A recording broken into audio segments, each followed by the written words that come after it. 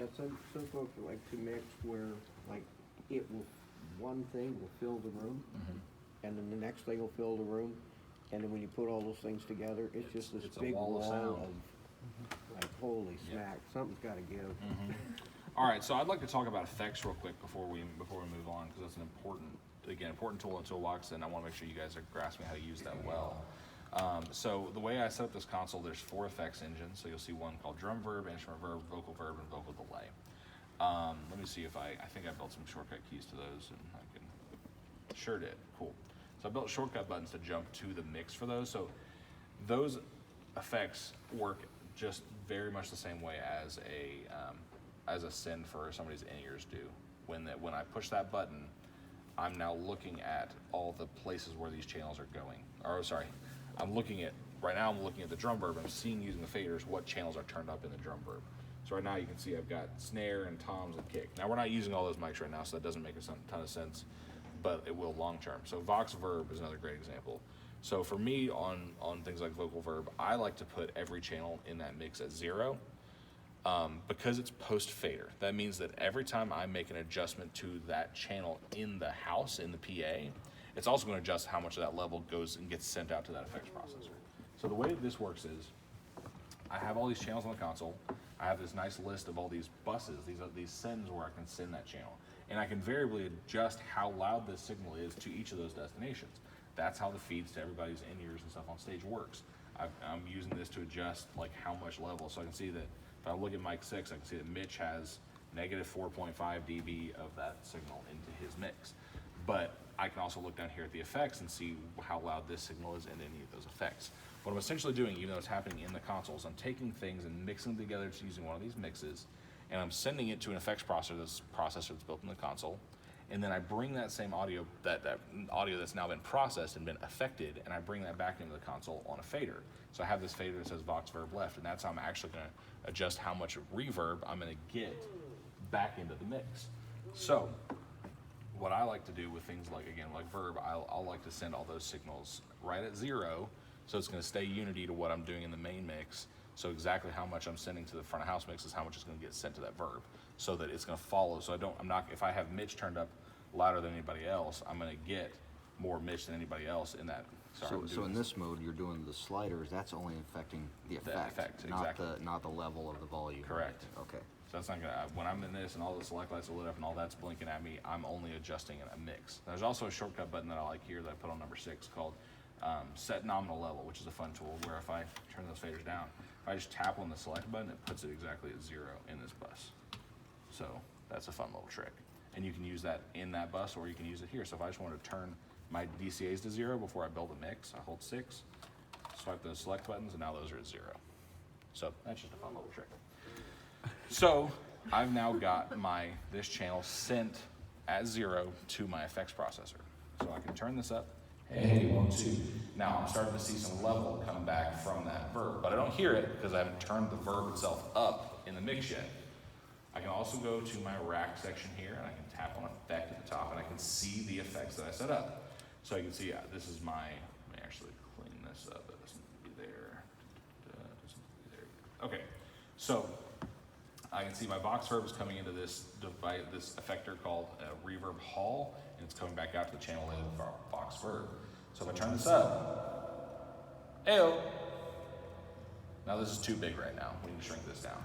It just sounds huge in this room. So the reverb time is defaulted to 4 seconds. I'm gonna back that down to like 2.5, 2.2.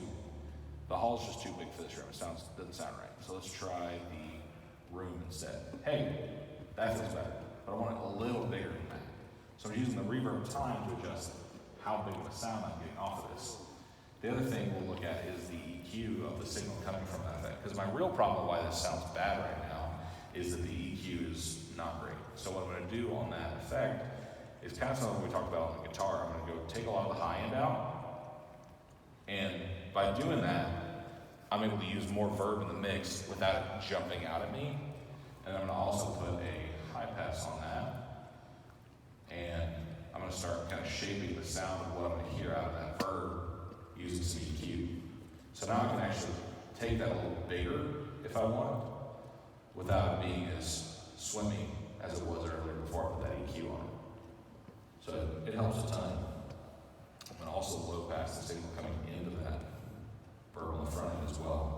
hey. So that's a much better place to be in terms of some verb, just a little bit of EQ on it to help it disappear in the mix a little better. Does that make sense?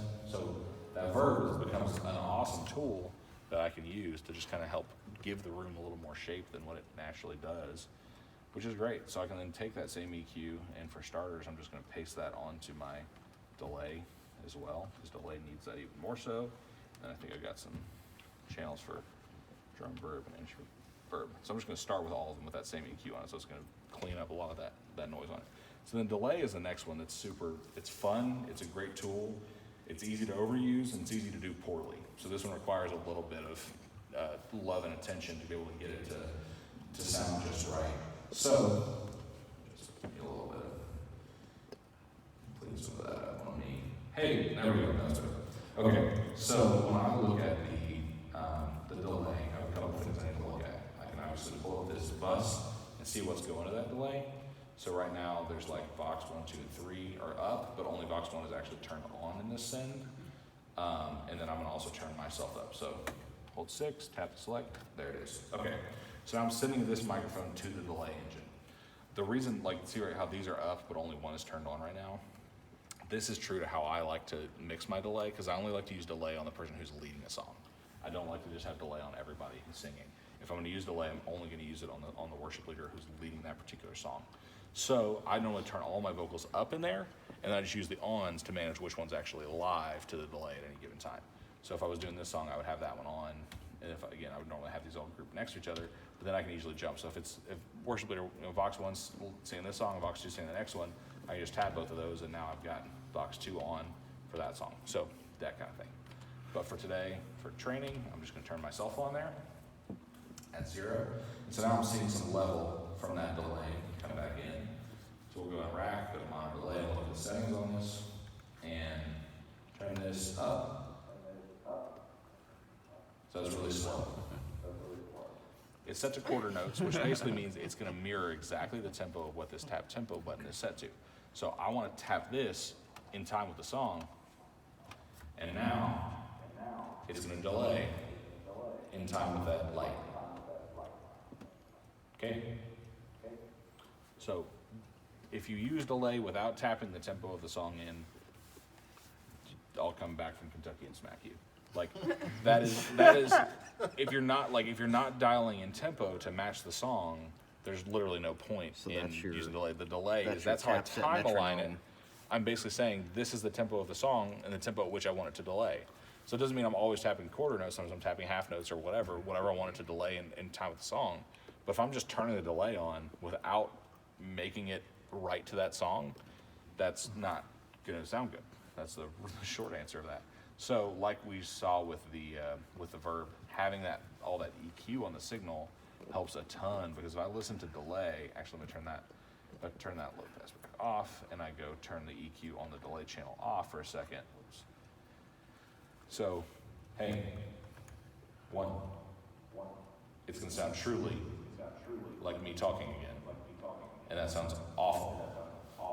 So turn the EQ back on that delay, and now it's just noise, but good noise that I can mix into a song and get that little repeat without it standing out and sounding bad. So the thing that I'll play with the most within the actual settings here is the feedback gain. So that's what feeds it back into itself, so you get those repeats of the delay. 14, 15 is usually where I start. I like a little bit of that. But if I turn that up more,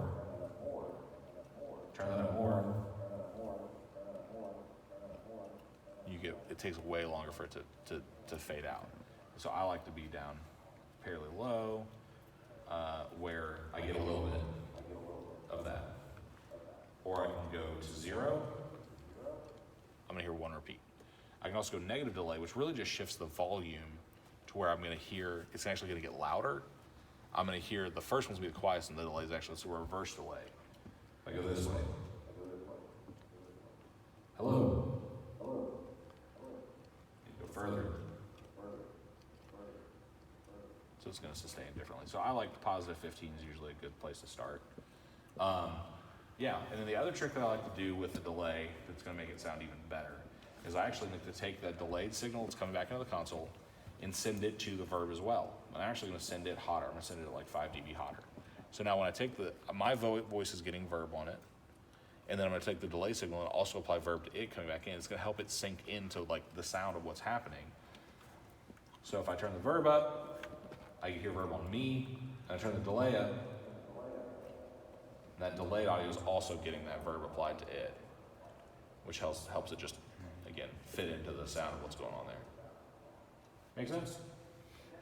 Yeah, I'm thinking of on a practical level. So you would do that for a song, and then is there a way to store that so that you've already got that figured out for such and such you song? can totally do scenes and things like that to do that. I like to just tap the tempo in with each song. I just kind of know what I'm going for. Okay. Or the other thing you can manually do is go in here and just actually dial in the tempo. So right now you can see I just tapped it at 63. But if I had a list of the tempos of the songs, I could literally just go in and turn that knob to match it. Say, okay, so this was a 72, and I do that. And it's Sure. done. Okay. So if the band's on a click and I know exactly what tempo it's at, I can just dial in that tempo and go without having to think about it. So The downside is if somebody hits a sour note, it comes back to haunt them. yeah, but that's why but I would say that I rarely use delay without having my finger on the fader. Truthfully, like I'm rarely using delay without it's something that I'm mixing in and out all the time. I'm never there's every now and then I'm going for a song where I just want a fixed amount of delay that's just always there. Every now and then. The majority of the time I'm using delay, and so I'm intentionally bringing it in to get that little repeat of a phrase, and I'm bringing it back out. And so it's something that I'm going to work in and out all the time. I rarely am using it without having my hand on there ready to bring it in to hear that repeated phrase as I want it. And so there's every now and then there's a song where I want to go for the fast delay that's really close to the original phrase, that's not going to be truly two tempo. But sometimes I'm going for just that quick repeat of it, just to thicken the sound of it. Every now and then I'll go for something like that, or something where I'm just like a shorter, a dotted eighth delay, where I want it to truly be really tightly, happening near the vocal and leave it on the whole time. But that's pretty rare for me. If I'm using delay, I'm usually using it because I'm trying to get that intentional little repeat. Which, again, it's a super easy thing to overuse, like compression. You turn the delay up too loud or use it. If somebody who doesn't know music says, man, that delay sounds great, I will cringe and say, I clearly had too much delay in the mix if somebody who doesn't know what they're talking about heard the delay. It should be one of those things that if you take it away, you should feel like something's gone, but when it's there, you shouldn't be sitting there saying, you should say, man, that delay sounds great. Or a musician or somebody who knows audio, if they say that delay sounds great, that's a good thing. Yeah. But if an average person can hear it, you're probably using too much of it. So Can you get quick enough to act as a doubler, like the Beatles used to do? They used to double their own track. I think there might even be a doubler effect in here that you can do. Sometimes that Low really delay. thickens up the vocals a Yeah. lot. If you're going for the Beatles, maybe. I don't know that I would use it in worship. Well, and we sometimes do children's things in here. If you wanted Darth Vader to make some crazy. Yeah, I don't know if you're going to quite get Darth Vader in here. There are all kinds of fun fun effects that you can load in here. They're available to you. So there's all kinds of fun things. I think there's a phaser and flanger and a chorus, which can give you kind of the things that you're talking about. You can do a rotary or a modulator. You can create all kinds of funny things, but for normal worship, this is where I normally like to live. Is I've basically got a drum verb, instrument verb, vocal verb, and vocal delay. And I like to say that with those four effects, I can go do pretty much any show on the planet. I can at least get a decent mix going with those four effects. Could you? I can't quite see it, but could you tell me how those graphics relate to what that is? So that's it looks like a room with a spotlight pointing down. That looks like a stage with three lights pointing down at it. It's called reverb stage, and that's all it is. It's basically just showing you what the picture doesn't matter. It's just Okay. it's just an icon. They've Oh, created for okay, it. okay. That's all. It's just an icon that goes for each effect. So if I mount another effector in here and I go choose what that is, you can just see the little pictures they put next to it. But it's just a little icon they've chosen. All right. So there's also It's not meaning. Don't look for a deep meaning in those. No, not at all. Not even a little bit. Yeah, so there's all kinds of choices there for effects, but you can do up to 8. I've set you up for 4 for now, so if you find another use for it, I've found occasions where I wanted to have 2 different kinds of delays and use those together and have basically like I said a faster delay and a long delay that I could have faders for independently, but it's not something that I feel like I use enough to justify making it part of my normal build out, so I don't.